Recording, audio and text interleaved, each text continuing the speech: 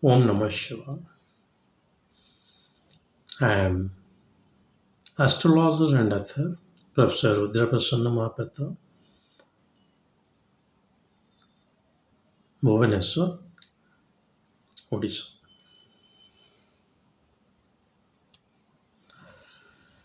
Today, one thing that really stuck to my mind that the Rahu-Ketu Axix and matrimony.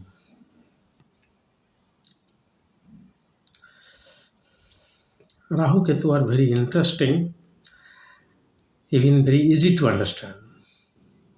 Rahu, falsehood. Ketu, truth.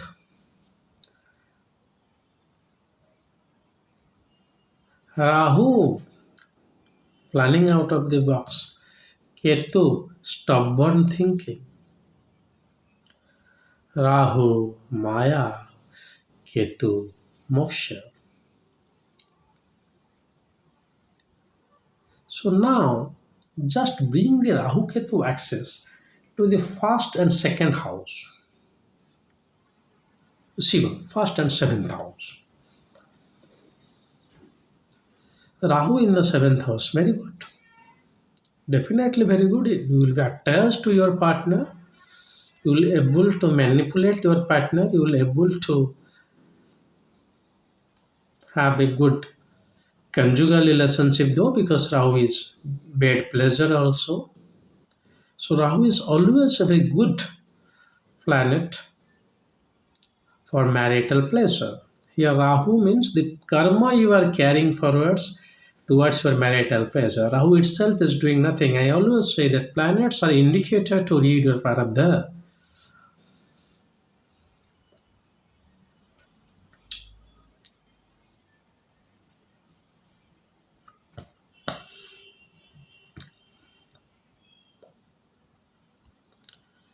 Ketu in the lagna.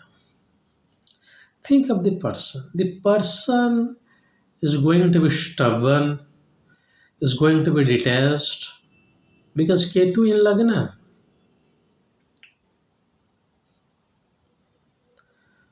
On the contrary, I am saying that Rahu in the seventh is good for marriage.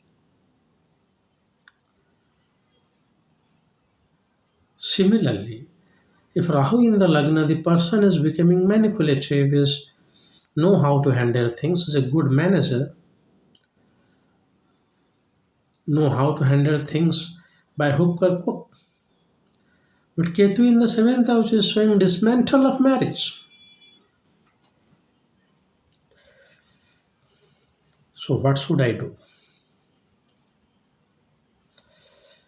Because in either case, Rahu is supporting marriage, Ketu is dismantling. In one case, Rahu is supporting your marital life and being in the seventh house, but Ketu is making you detached, and vice versa. So is it a full-fledged prediction? That is why I always say that prediction without Navamsa is incomplete. Why incomplete? It is false after all.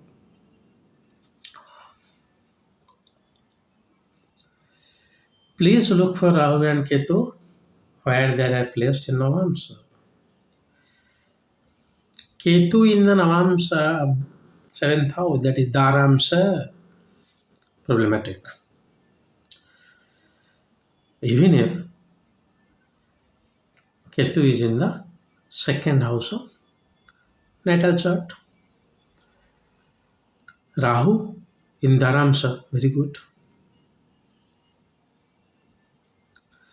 Please look for the planets to which answer they are moving first. Then you can see Navamsa chart as an independent chart.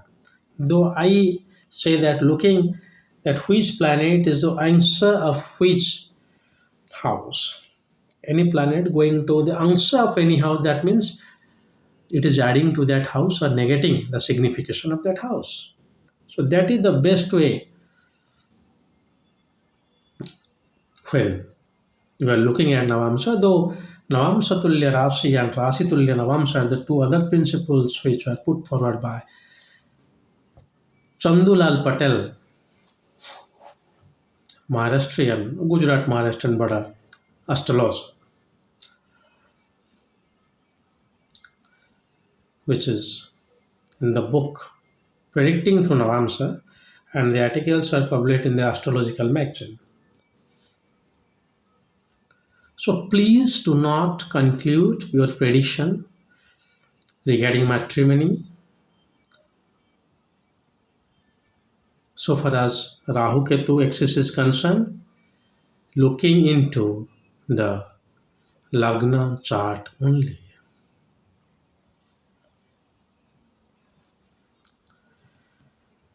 Navamsa is indispensable. If that Rahu or Ketu are in conjunction with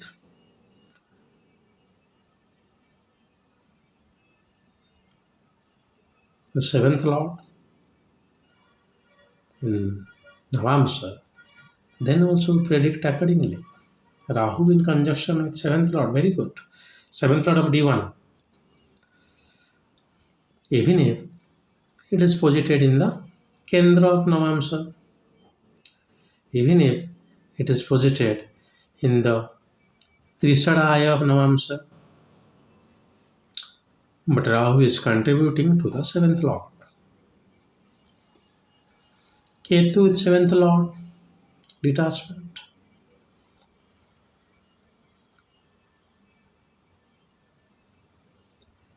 Do look for the fourth house also, because that is the family pleasure. You have got a very, very good marital promise in your horoscope, marital life promise. But if your fourth house is extremely afflicted, sixth lord in the Navamsa of fourth house, or fourth lord in the Navamsa of sixth house, severe conflict after your children, and you don't have the chance to live a familiar life. Why I am saying you all these things? Predicting marriage is now really becoming a challenge for astrologers.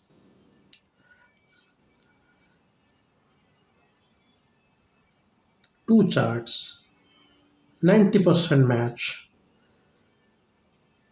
Afflicted seventh house, Rahu-Ketu Axix, afflicted seventh lord, fourth lord, Lagna lord, dismantle of marriage.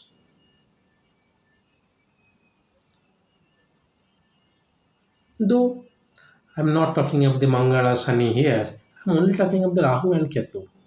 So Rahu and Ketu axis that is being created in the Lagna, between the Lagna and the seventh house, should be verified from the Navamsa to reach the conclusion.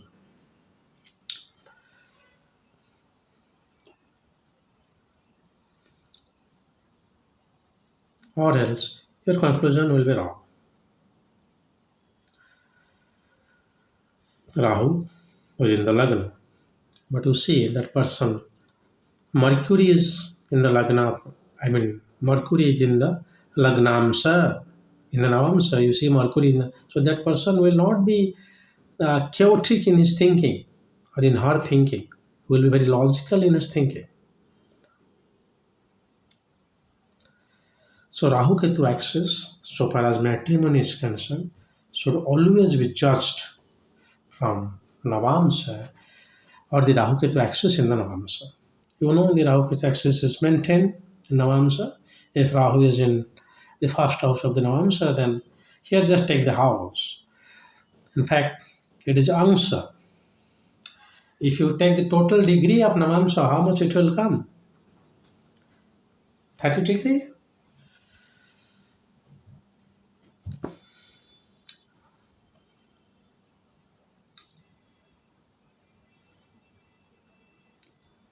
One answer being 3 degree 20 minutes.